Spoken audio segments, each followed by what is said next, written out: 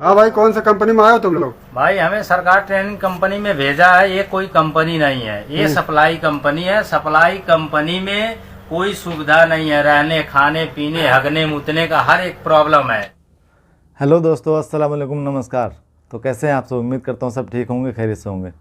दोस्तों, आपने एक वीडियो तो देख लिया होगा, छोटे से मैंने आपको वीडियो दिखाया अभी।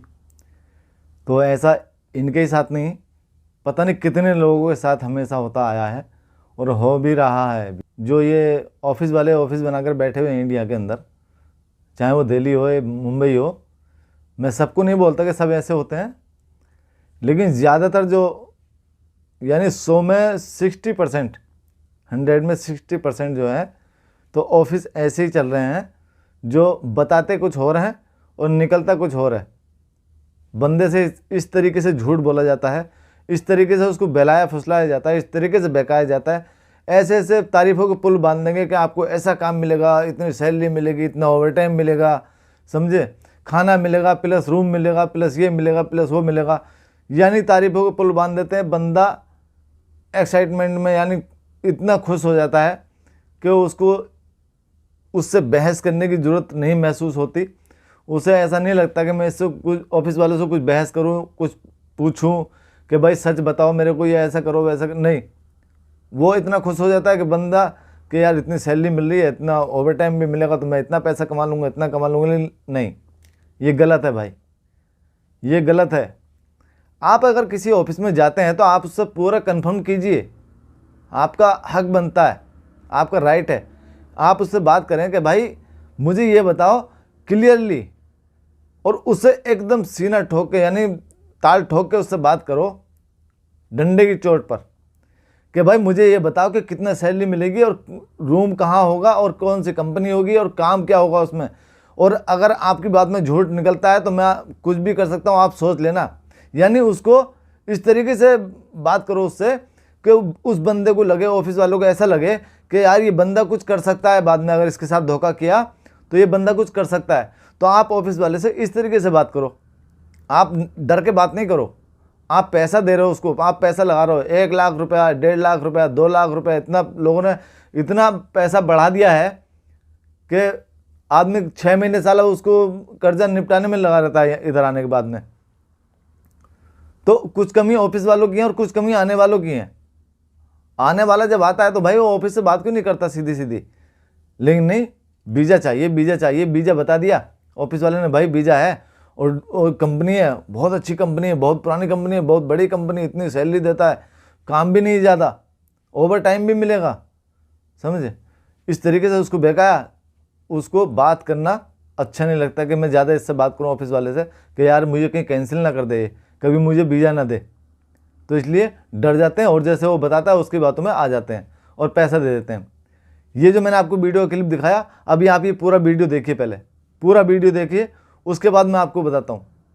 हाँ भाई, कौन सा कंपनी में आए हो तुम लोग? भाई हमें सरकार ट्रेनिंग कंपनी में भेजा है। ये कोई कंपनी नहीं है, ये सप्लाई कंपनी है। सप्लाई कंपनी में कोई सुविधा नहीं है, रहने खाने पीने हगने मुतने का हर एक प्रॉब्लम है। ये परफेक्ट ग्रुप वाले ने पैदल भेजा 5 है, बोला कि किलोमीटर जा सरकार रहे हैं। ट्रेडिंग कंपनी है, ये कोई कंपनी नहीं, ये सप्लाई कंपनी है।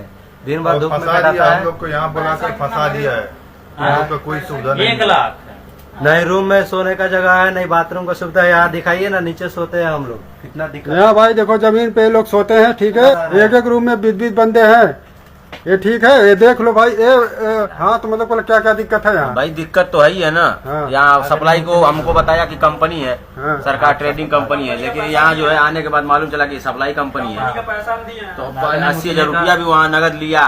पैदा जा रहे हैं। आने जाने के लिए भाई वहाँ तक चल के जाते आते हैं हम लोग, गाड़ी आती नहीं है। अभी क्या बोला ट्रेड में आए आप? मेसन का बोला था कि सप्लाई कंपनी नहीं है, बोला था कंपनी है, आपको अच्छी सैलरी मिलेगी। क्या यहाँ सुविधा मिल रहा है पूरा? नहीं सुविधा मिल रहा है, आने जाने का दिक्कत हो रहा है। पैदल जाते हो मैं ड्यूटी? मैं जिस दिन एयरपोर्ट पे आया उस दिन मेरे को गाड़ी नहीं गई, बोला 2 घंटे के बाद गाड़ी गया। मैं बोला खाना खिलाओ, मुझे भूख लगा है, खाना भी नहीं खिलाया। शाम को आए तो खाना खाए। इधर काम पे क्या चीज से जाते हो? काम पे जाते हैं, 2 किलोमीटर पैदल जाते हैं, आते हैं। आप बोलिए, आपका क्या ट्रेड है? Furniture carpenter. क्या काम कर रहे हैं इधर? सब काम करना पड़ता है। हाँ, सब काम करना पड़ता है। तो दोस्तों, आपने देखा है पूरा वीडियो। मतलब इनको कंपनी कोई और बताई गई और ये पहुंच गए किसी और कंपनी में, ठीक है। इनको कुछ और बताया गया लेकिन पहुँचे कहीं और। यानी अब मैं आपको बताता हूँ ये सप्लाई कंपनी क्या है। ये जो बोल रहे हैं ना कि सप्लाई कंपनी है, सप्लाई कंपनी है, ये सप्लाई कंपनी होती क्या है? ये सप्लाई कंपनी होती है लेबर की ठेकेदार।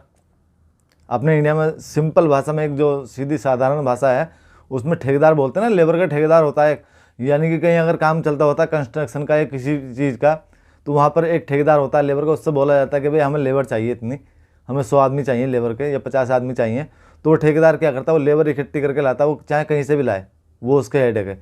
वो कहीं से भी 100 आदमी लाएगा और वो क्या करता है, जो 100 आदमी वो लेकर के आएगा तो उनकी सैलरी वो वहाँ से तय करके लाता है कि भाई मैं आपको 150 रुपये सैलरी दूंगा, ये 250 रुपये सैलरी दूंगा।